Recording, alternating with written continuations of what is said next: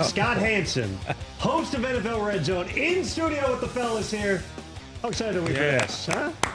Tony C, good to be back with you. Chris, TJ. What up, man? What up, man? Back together again. Good to be with y'all. Thanks for having me back. You know, Rich is in Paris right now, Instagramming photos of his meals. As one does. Instead, we're talking to you, who wakes up and eats football. I just have to imagine, as you're popping up, like on Sunday mornings, are you getting the shakes right now? Like, all right, it's 4 Sundays away. It's a new year.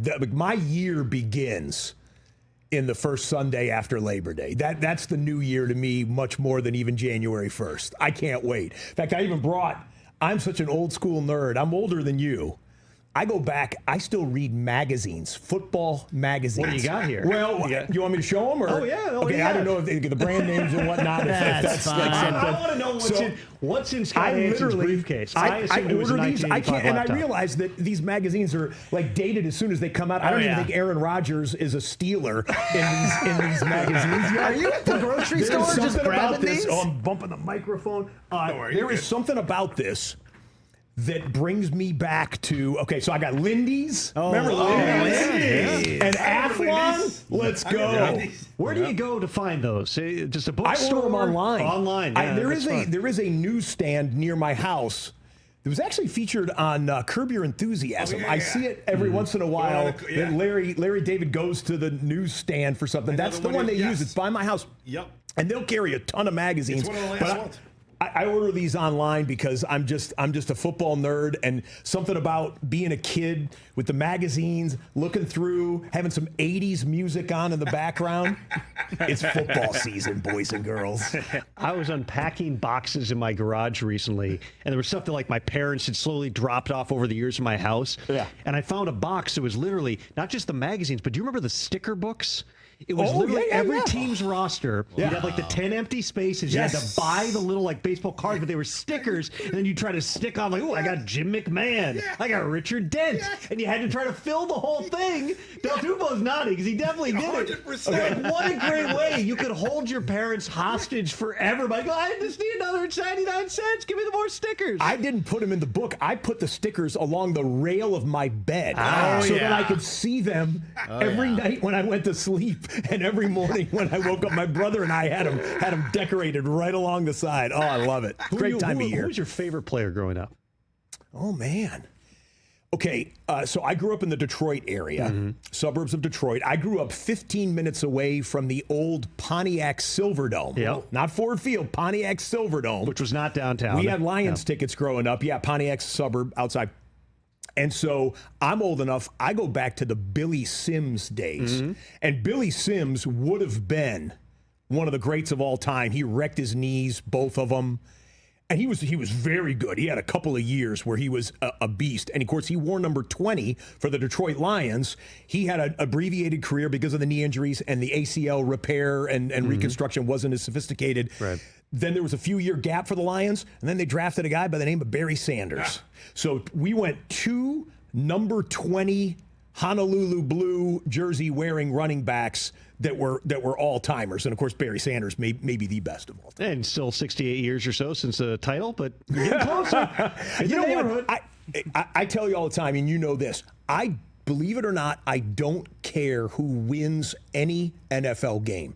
And I'm not saying that because I'm the host of RedZone. Even no small part of you, the child inside, is not saying, boy, it'd be fun to see the Lions win one. I am very glad that the Lions Super Bowl window is open, but I'm very glad for that because all of my high school buddies still live and die with the Lions. Shout out Brian Gagnon and Mike Berry and Joe Michalak and my crew. So you're 7 hours on Sunday and you're juggling all this stuff. Are your idiot friends texting you like I get texts from my friends being like, hey, this guy hurt. Do you know what it is? I'm like, I don't know. Turn on Twitter. My friends are kind enough to do that, but one of my closest buddies, Dave Petrito, will hit me up when there's a big hit in the game. Him and I, the rules were different in football back then, but we used to look for the crackback blocks and stuff, and when there's a big hit, my buddy Dave Petrito will hit me up and is like, just like we used to do, or something. But they all live and die with the Lions.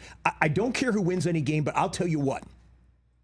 If the Super Bowl would somehow come down to the Lions and the Bills, it'd be the biggest Super Bowl in the history of this sport. And they both find a way to lose. Hype, fan base, impossible ticket Tom. to get to. Oh, come on. I didn't even hear that until delay. That would be, I root for action, and I can't imagine more action than that. Those fan bases would take over, too. It would be incredible. And it's, you can squint and see that happening.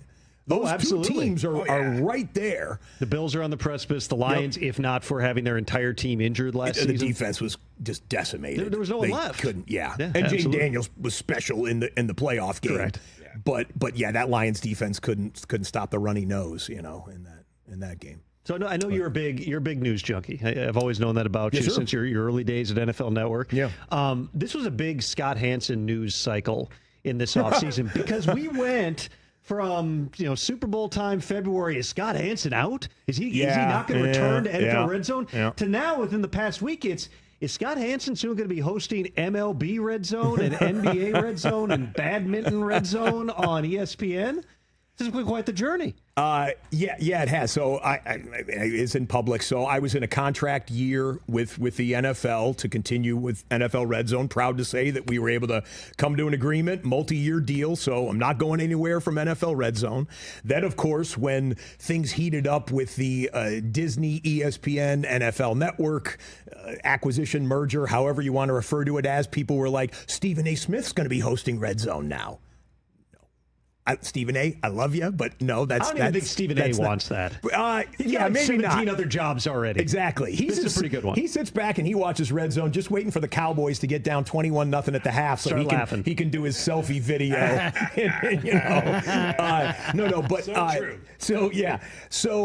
I guess I have been. I like covering the news, making it. It's fun. I recognize my station in the world or my place in the American sports fans' life, and I'm very thankful for that I spend 7 hours every Sunday in people's living rooms across the nation, across the world for that matter. I take it very, very seriously, but it's been kind of a wild ride. And as for college football RedZone, which is the big one that people are talking about, if Bob Iger, Jimmy Pitaro, Burke Magnuson want to hit me up, Hey, I love college every bit as much as I love pros. Well, there's way more games, too. There's a lot of different dynamics. If you were to do a college football RedZone, okay, first of all, ESPN doesn't have the rights to every conference. Right.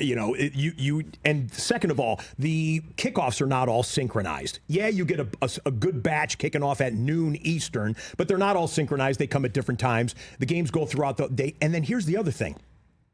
If your favorite team is the New York Giants, fine, the New York Giants. You can probably still name the other 31 starting quarterbacks in the NFL.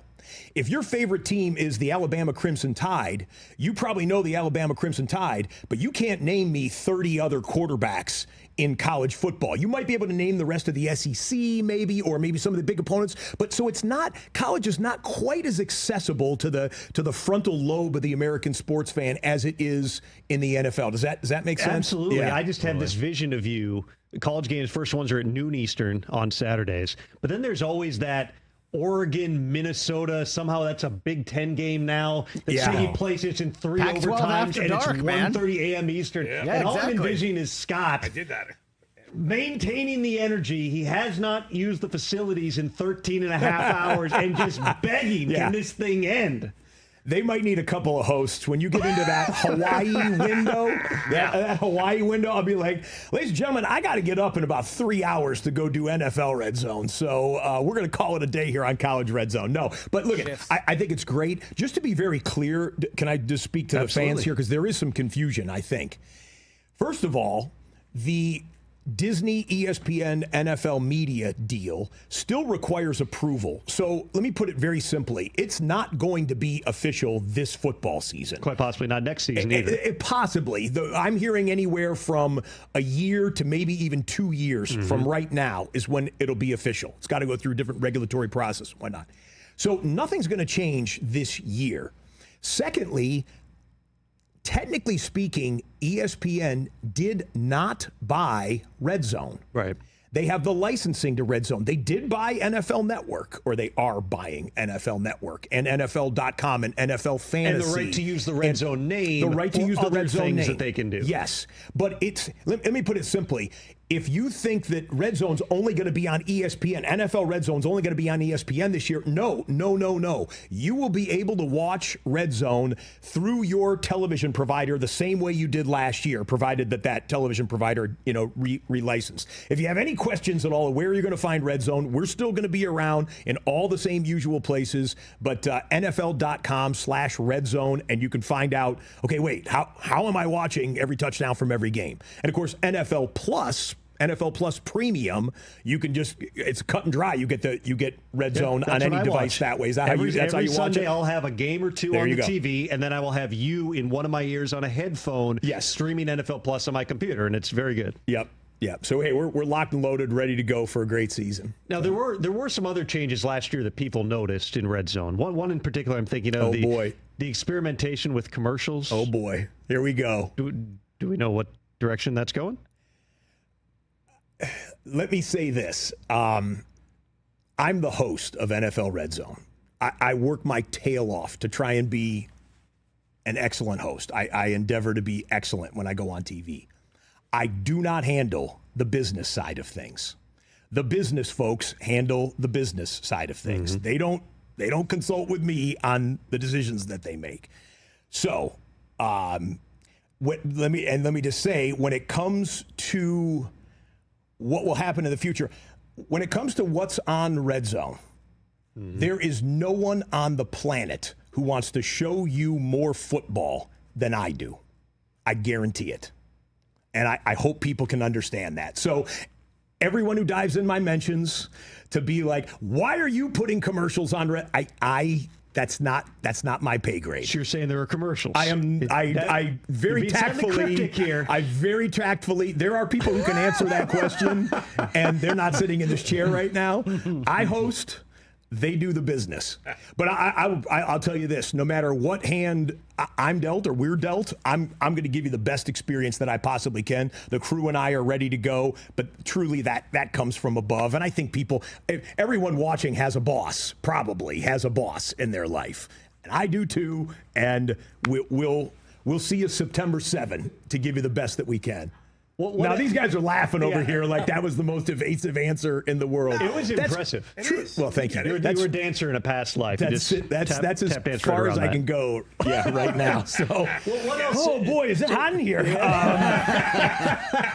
So from year to year, there is an evolution, right, to RedZone. There's different things that you guys do on a yearly basis. It fundamentally is the same show. Yep. But I even think when the NFL makes adjustments, for instance, this year, the first down measurements, the virtual measurements, things like that seem like a RedZone capable thing, other than the timing element is also going to be complicated because it's not instantaneous. That is amazing perspective out of you. That is the thing I'm most concerned about going into this season, shuffling 8 games together, right, and then having a 4th and inches measured. And the mechanic is different. Maybe there's some people watching that haven't checked out like the first weekend of games to see this, but they're not bringing out the sticks anymore. They have 6 cameras in every stadium that have been, the NFL has put 6 cameras in every stadium that will triangulate the position of the football on first down and then on 3rd and inches, 4th and inches, whatever it is. Okay. So, and it's going to look like tennis for the audience that watches tennis, inbounds, out of bounds, that I forget what they call that, but it's going to show you, and they say it's accurate to, I think they told me, 1/8 of an inch, which is actually more accurate than the chains, because a link of a chain can get crimped or something like that. Yeah. So it's supposedly a extremely accurate system where they don't have to bring out the chain game. But here's the problem for RedZone. If I see, oh man, Dak Prescott just dove forward, did he get the first down? They're going to have to bring out the sticks. No, they're not. They're going to have to do a measurement. Let me show you another game real quick, and we'll come back. And it's 30 to 40 seconds That's is the what thing. they're If saying, they so get there's a real lag, quick right? With that computer thing, theoretically, it would take 30 seconds for the chain gang to come out, for them to put the placard down, for them to stretch it out, signal first down or whatever. They're saying they're going to get this thing to less than 20 seconds. The NFL is saying, once we know we have a tight measurement, we're going to be able to turn this around and show it in the big screen in the stadium and show it to the television audience within less than 20 seconds. If that happens, we on RedZone, we need to be extremely nimble to be able to get back and either double box in the measurement when it pops up. I'm concerned about that. I really am, especially early in the first month of the season to get the feel for it. Because you have no idea. The entire rhythm of it is going to change, and it's a rhythm-based show. Exactly. How about this? I think you and I were on the same Zoom call where I said, well, okay, the referee who signals first down or signals, inches to go, they would look down at the chip. What are they doing? The referee is going to turn to the big screen in the stadium. Yep.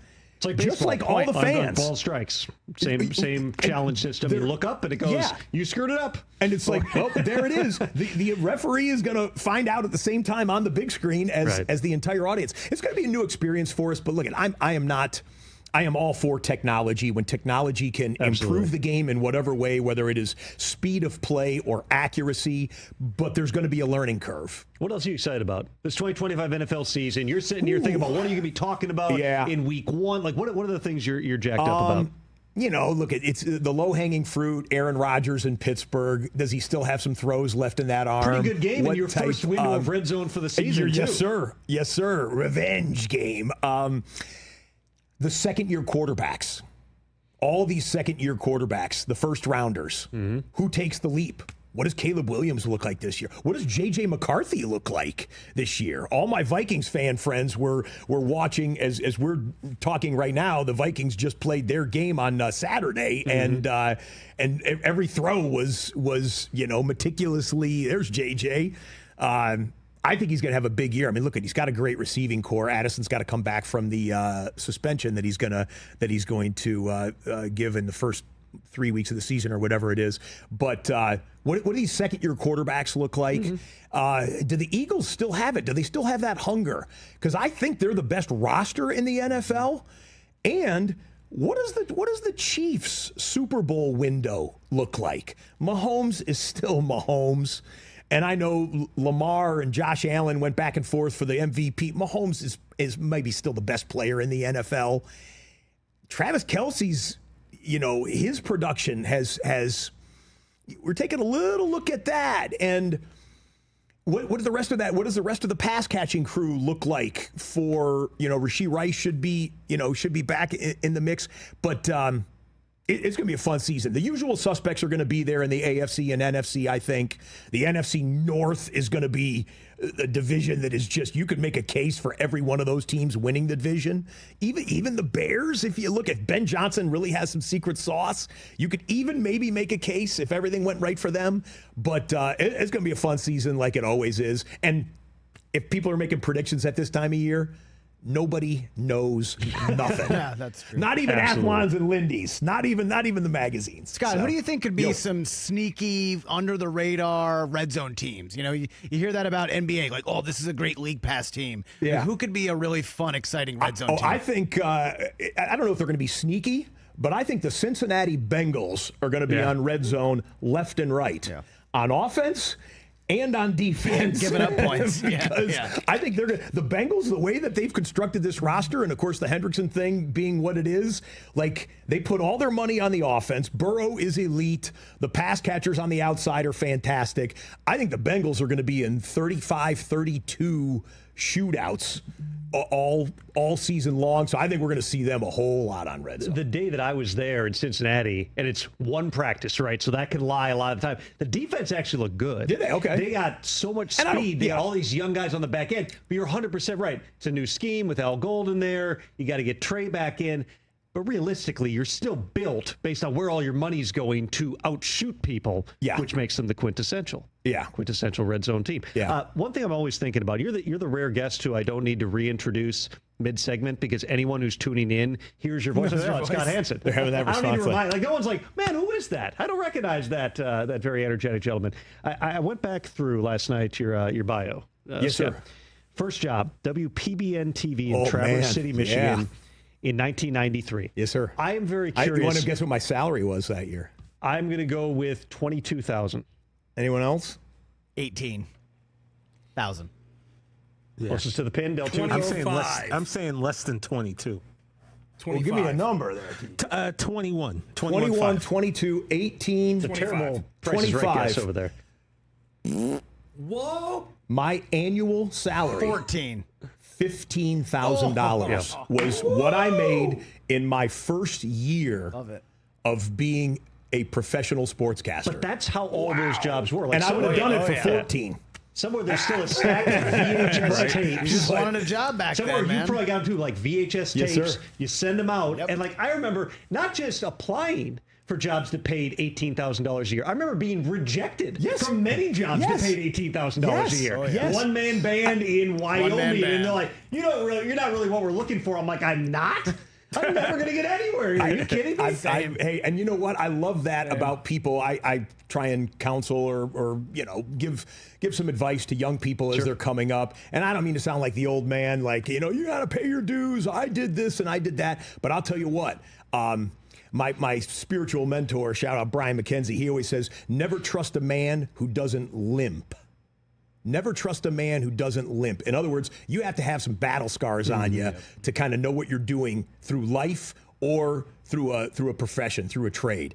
And there is nothing like being at a shop that pays $15,000 to the talent and trying to work with the equipment that will spontaneously power down and crap out on you this way and that way. And there is nothing that can happen to me on live TV that I haven't already had happen, I don't think, from working in small, tiny places. So I respect people that have had to come up through the ranks, pay their dues, so to speak, and rough it. So here's my question for you.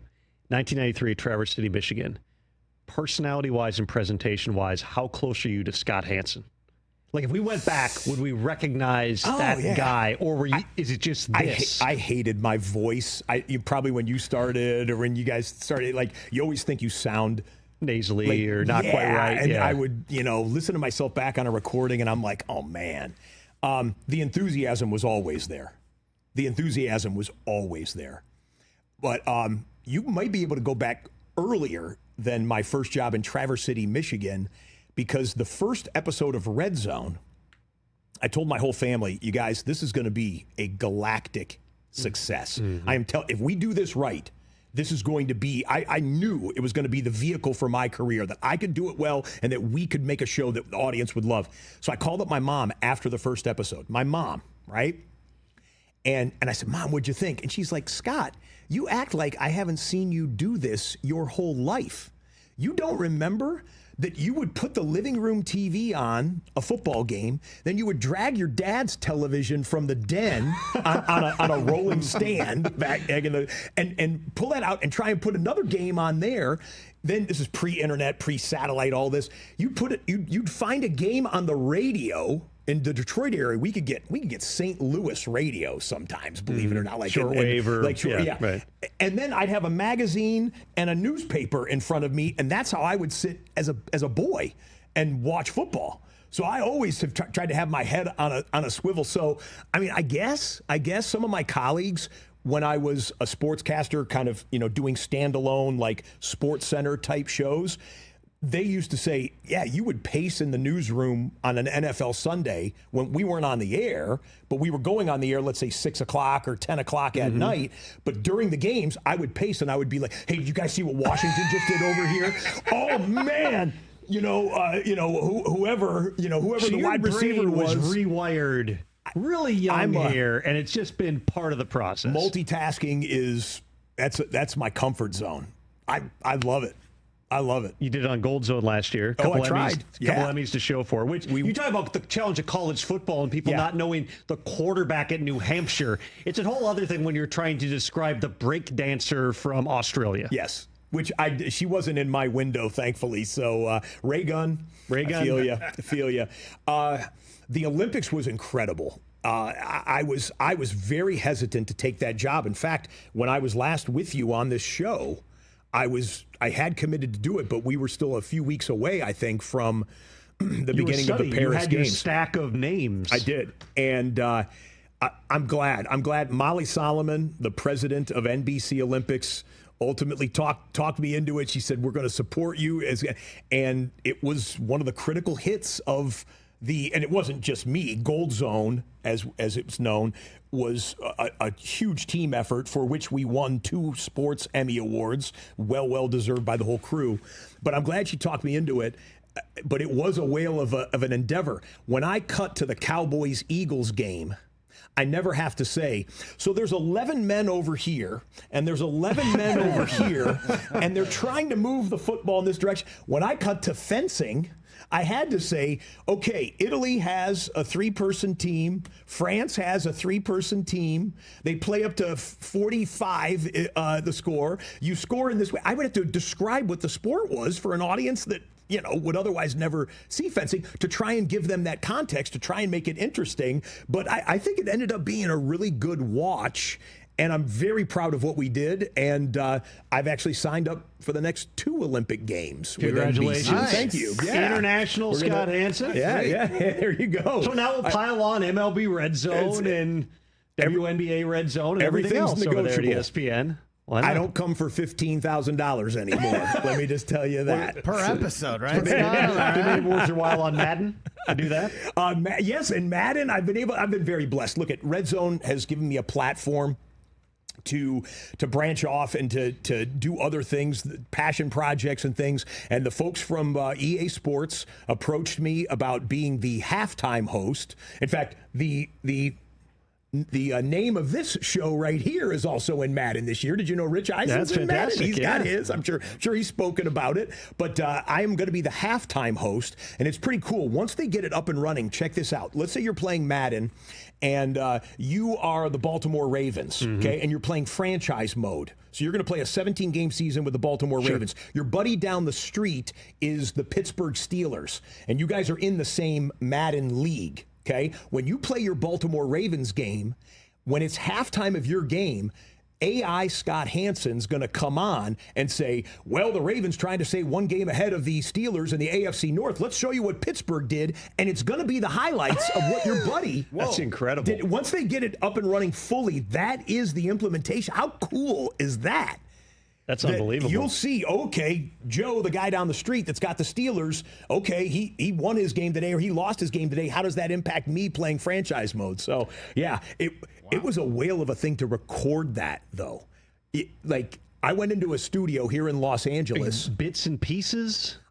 We had a half a day was spent nothing but me going, okay, this is a quarterback rushing touchdown that was a scramble. So it was a pass play called, and it ended up being a scramble, but it ended up being a touchdown, okay?